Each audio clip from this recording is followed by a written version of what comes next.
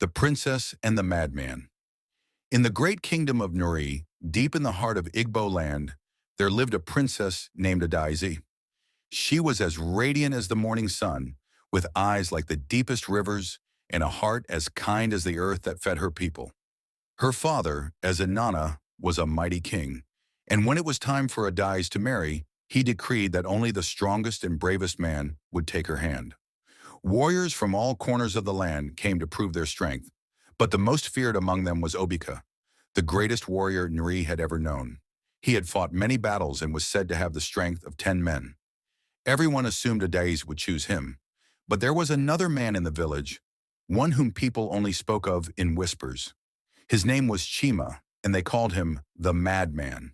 He walked barefoot through the market, talking to the wind, laughing at the trees, and sometimes sitting by the river, speaking to the spirits only he could see.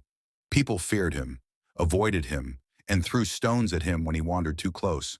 To everyone's shock, when it was time for Addis to choose, she stood before the entire village and declared, "I choose Chima." Gasps filled the air. The elders shook their heads. Ize Nana's face darkened. Obika clenched his fists. "Why would you disgrace this family?" The king roared. "This man is nothing but a mad fool." But Adaisi stood firm.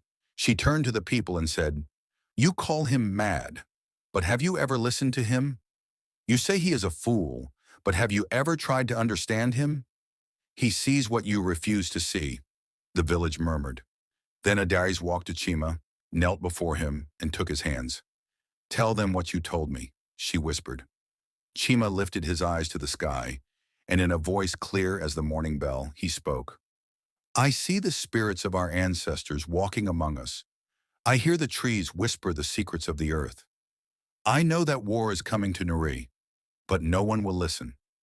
The crowd fell silent. How could a madman know such things?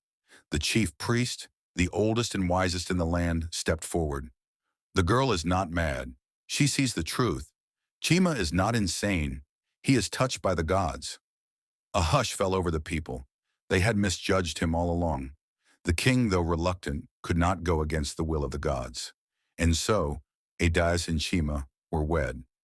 Months later, just as Chima had foreseen, raiders from a distant land attacked Nuri. But because of Chima's warning, the people were prepared.